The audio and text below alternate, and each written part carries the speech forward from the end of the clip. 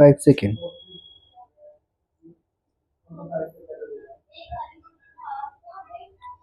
Sir, the budget has been variously described and criticized as one that increases the burden of the common man, one which gives consciousness to the rich and encourages foreign investments.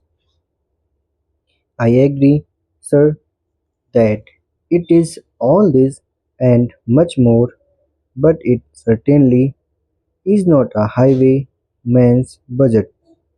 To my mind, sir, the budget is sincere consciousness and at the same time it is a bold effort on the part of the finance minister who is charged with heavy responsibility of finding resources for the 10th five-year plan. This plan, to my mind, sir, is not at all ambitious in view of our needs. It may be looked upon as a rather heavy demand, but looking to our needs, it is not very ambitious, sir. The fact that even the considerations of the coming general election could not deflect the finance minister from the course which seemed to him necessary and proper should earn him the appreciation of every right thinking man. The common man's interest, as I said, is nearer to our hearts than perhaps some others can claim, or at or at least it is equally nearer to us. And yet there come times in a nation's history when it becomes necessary for the people to postpone the fruits of the labor and enterprises to secure the future. Here also, sir, opinions may differ according to the Communist Party.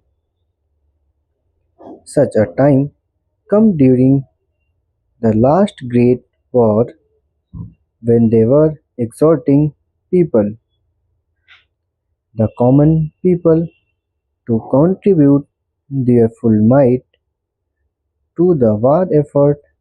According to us, however, sir, we are passing through such a time at the present moment, and I have no doubt that the common people appreciate this position and will willingly tighten their belts, contribute their full might, and will surely return the Congress to power,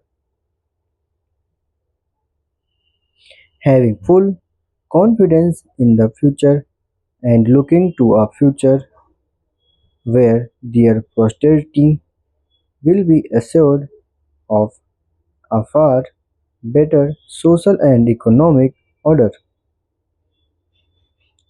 Husserl does not sympathize with the difficulties of the common man.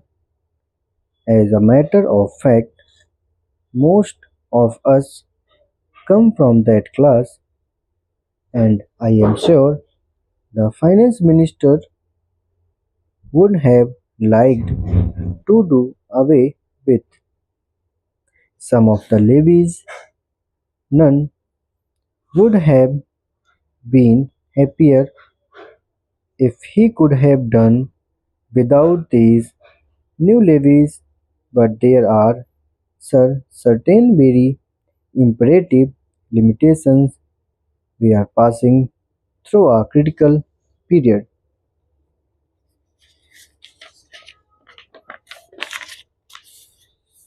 Sir, it may not be necessary to continue these levies for a long time. Rather, I am inclined to think that before long it may be possible to give up some of them at least. I have very valid reasons to think so.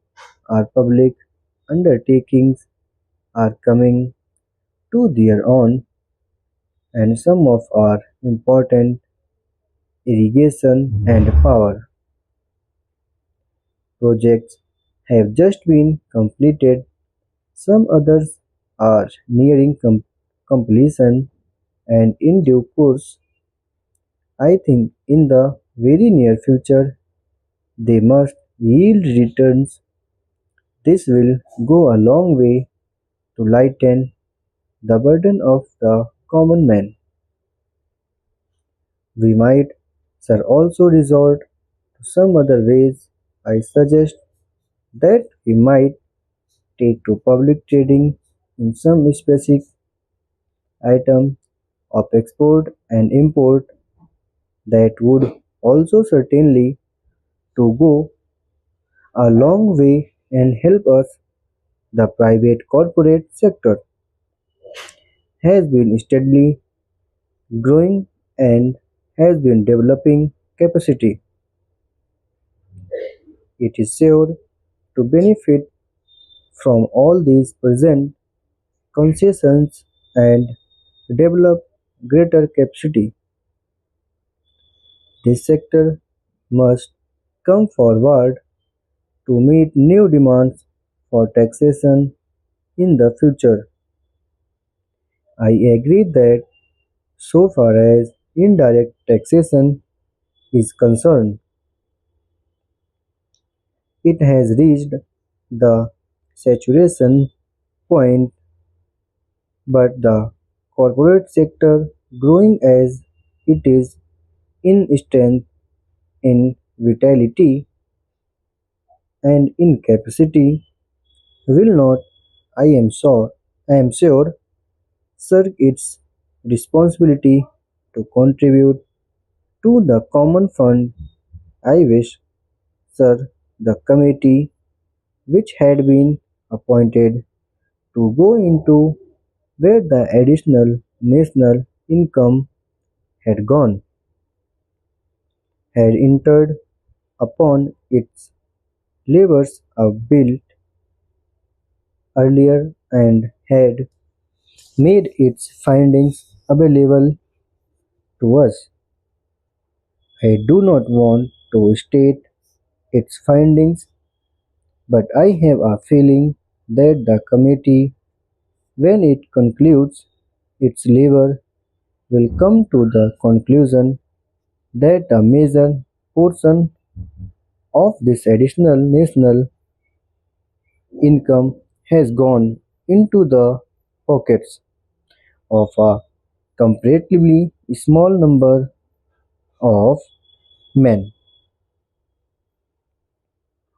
a small number of individuals, and it is they who must in future contribute their share to the country's taxation needs because the profits they have earned are not all due to their own efforts and enterprise only.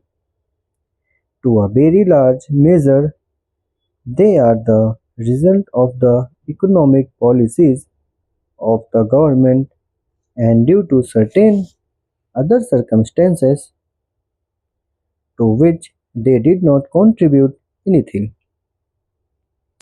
Therefore, there is ample justification for the two taxes, the capital gains tax and the excess profits tax. I need not go in detail into all the reasons that the honorable friend has explained earlier so lucidly, but I must say that I entirely agreed with them all. Having said this, I would like to say a few words about allocations which have been made to the various ministries in the budget. Thank you.